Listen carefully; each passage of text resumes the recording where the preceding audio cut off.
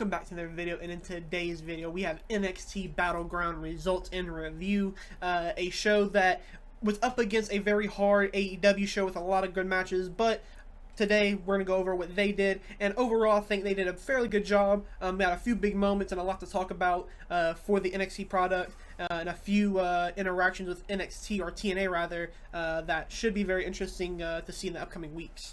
Yeah, I had a full week of wrestling this week. We had obviously your Raw, you have your NXT on Wednesday, you have Dynamite Thursday. I watched TNA. Friday they had SmackDown and Under Siege. They had Brawl at the Border, whatever today. They had Double or Nothing today. They had Saturday Main Event last night. BattleGround today. Just a ton of wrestling all around. So if you're a wrestling fan, you got to enjoy a wide variety of different wrestling. Yeah, and we kick things off on BattleGround with Sol Ruca taking on Kalani Jordan for the Women's and North American Champion, where Sol Ruca comes out on top and defeats Kalani Jordan. Yeah, that was pretty much what I expected. I didn't want Sol's reign to end just yet. I didn't think it necessarily needed to end. I do think that at some point I would like her to move up into that world title position, because I think she's maybe not ready for it just yet, but she's getting there for sure. We do see some information about a potential title shot later on that we'll get into, but yeah, for this match, it was a good match. But what do you think? Yeah, I really like this match.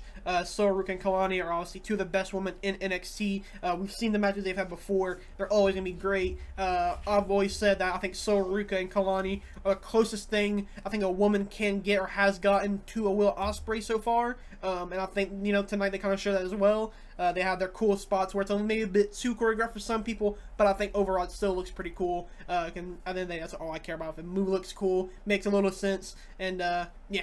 But yeah, this match was really fun, and glad Sol Ruca retained, like you said. She definitely doesn't deserve to have a short reign, and I think she can still do big things. We've seen some interference, I guess, from Zarya, so that maybe helped her, maybe could have not helped her. But overall, still we have Sol and Zarya are still fine, as we used to say for Fraxium.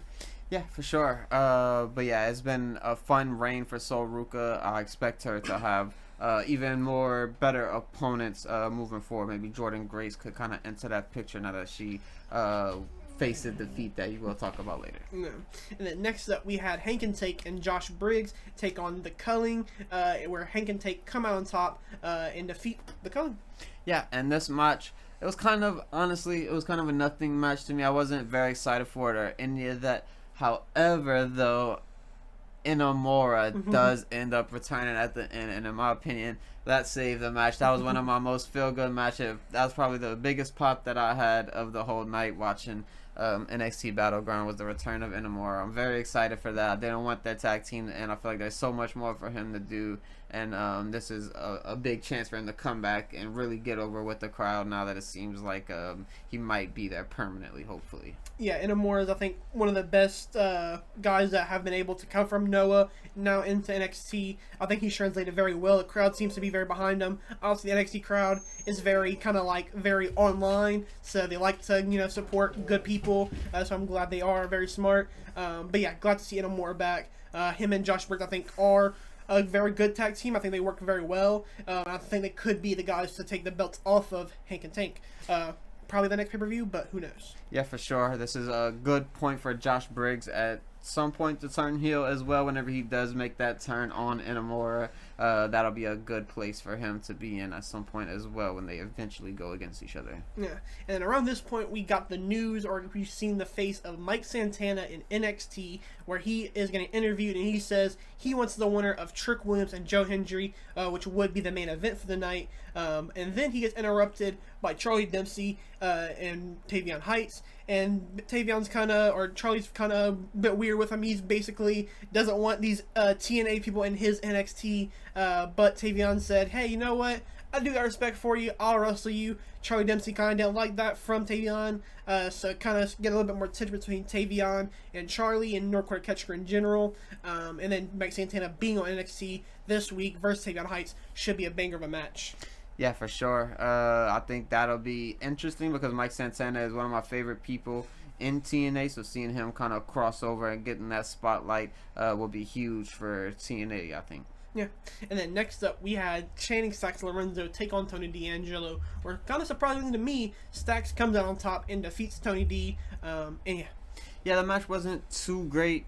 It was just, it's basically your basic Tony D'Angelo match. I've never been a huge fan of him, unfortunately. I love all his backstage segments and his character work and all that. However, when he gets in the ring, I just haven't ever really been a huge fan of his work. However, though, Stacks, I feel like he has been getting better and better, and I feel like there is potential for Stacks to, after this feud, to move up into some sort of title picture, because he is improving every time we see him, and tonight I feel like was probably one of his better showings for him personally. yeah, we've seen the face of Luca Crucifino, and he kind of interferes in this match a little bit. So it kind of gives me the idea that this isn't done between any of these three, whether that means Luca goes with Stacks or he goes back to Tony or whatever happens with this group. Maybe probably get a big short threat, I would probably guess, at the next pay-per-view if they decide to kind of split them all up together, which I think is probably the best idea at this point considering how everything's kind of turning out. But yeah, glad Stacks gets the win. Like I said, I don't think this is the end though between those two. But next up, we had Stephanie Vaquer and Jordan Grace, where Stephanie Vaquer comes out on top and defeats Jordan Grace to retain her champion. Yeah, the crowd was absolutely loud for this one. They loved Stephanie Vaquer. They loved Jordan Grace. The both of them put on an absolute banger match as well. This is one of the better matches that Stephanie has had, which is saying something, because she's had nothing but great matches since coming to NXT and the WWE in general. But yeah, Stephanie Vaquer. This is the moment to me where I knew she like has the crowd and she is a star. Is the moment she goes for her move. I forget what she calls it, but where she puts them in her legs, she slams them, whatever that is called, and the whole crowd was doing the Booker T chant, and it was just hilarious to me. Hearing the crowd just kind of react in that way. But Jordan Grace looked amazing here. The story of this match, in my opinion, where they were super evenly matched. There were points where they're both kind of going for their finishers, but the other one reverses out of it into another, and it's like a super reversal heavy point of the match when it gets to the end here. But yeah, Stephanie Vaquer looks amazing, comes out on top, and I'm excited for the future because I was kind of expecting her to lose because I thought she was going to go up to the main roster, but her keeping the title makes me think that she's going to stick around in NXT, and I do think that'll be really good for NXT to keep her. Yeah, we also seen earlier in the night, I forget their names, so sorry that I did forget it, but we seen two AAA women, I believe, show face, and then they also show up at the end of this match, kind of taunting Stephanie. We'll see them after this match, where they're backstage, and they're kind of basically just picking on her a little bit, and then we see JC Jane in the background, who comes up to her, pushes them both aside, and just straight up slaps Stephanie Vaquer, which ends up getting a match for the on NXT this Tuesday, where we see JC Jane taking on Stephanie Vaquer, which should be a pretty fun match. Glad JC Jane's getting a good little opportunity after a pay-per-view, so yeah. But yeah, so looks like Stephanie Vaquer will be on Worlds Collide, which is very nice, versus, I'm guessing, some AAA luchadors. Yeah, for sure. And then next up, we had the NXT World Championship on the line where Obafemi took on Miles Bourne, and Miles Bourne wins. Just kidding, obviously Obafemi wins. Yeah, Miles Bourne unfortunately does end up losing here. And I think obviously you didn't really expect Miles Bourne to get the one. You just wanted him to come out on this match better than where he was as a wrestler in ring wise and character wise and everything. I think they did just that. Before this match, I felt like Miles Bourne wasn't getting any kind of reactions or anything with Tavion Heights or anything. However, now I feel like that'll be different moving forward, and he will get those reactions that you want to hear from a crowd when you come out. But the match, it wasn't too exciting. There was nothing too much to really go on or talk about here. The biggest thing was just that Miles Bourne actually hung in there with Obafemi. It wasn't like a squash match or anything. He got a ton of offense in there. At the end of the match, after Obafemi does win, he's kind of walking away, and they kind of give each other the nod and almost like a handshake without giving a handshake to each other as Obafemi's leaving. Yeah, this was just a test for Miles Bourne. This is kind of, hey, you got opportunity versus one of the best guys on the roster right now. Let's see what you can do out of it. Obviously, like you said, he wasn't going to win, but he did have a few moments where you kind of maybe thought he would get a win here, but him able to keep up, I think gives him a nice little rub going further down the line, and maybe gets, like you said, a little bit of a push, I guess, a little bit. But ultimately, Obafemi winning was the right call here. Glad he wins, and just interested to see who is next victim of the ruler, Obafemi.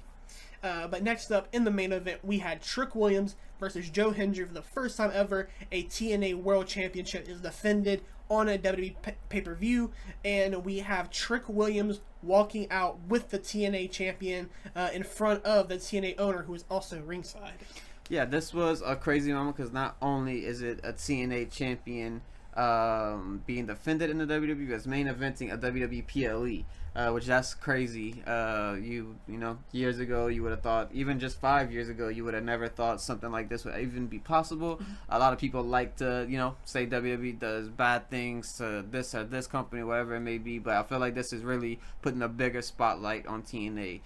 We went to a TNA show about a year ago, roughly, somewhere around there, and the size crowd that we seen in that year versus what they're doing right now is almost double the size. The arena is literally double the size. Their pay-per-views are doing really well, and you know, I like to see stuff like that they're finally doing a good thing. However, going back into the match, I just think that this was what they needed. Unfortunately, I think Joe Hendry kind of hit a ceiling in TNA, and Trick Williams could kind of fill that role and give TNA that star weekly on weekly TV.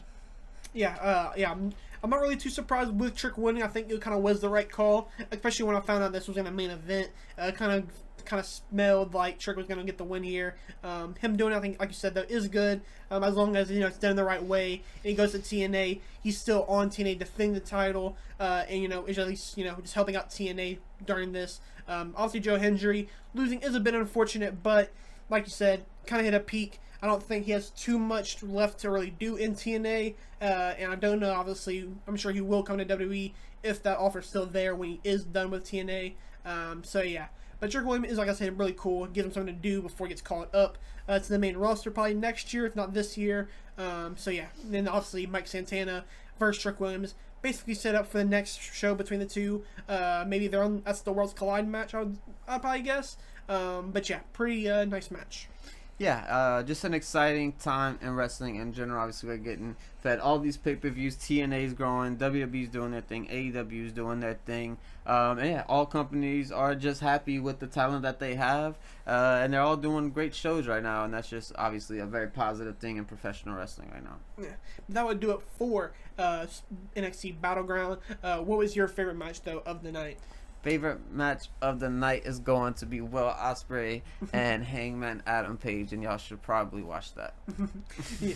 But yeah, thank you guys for watching. If you made it this far, don't forget to like and subscribe. Let us know what you guys think down in the comments below. And yeah, thank you guys for watching. We'll see you guys in the next one.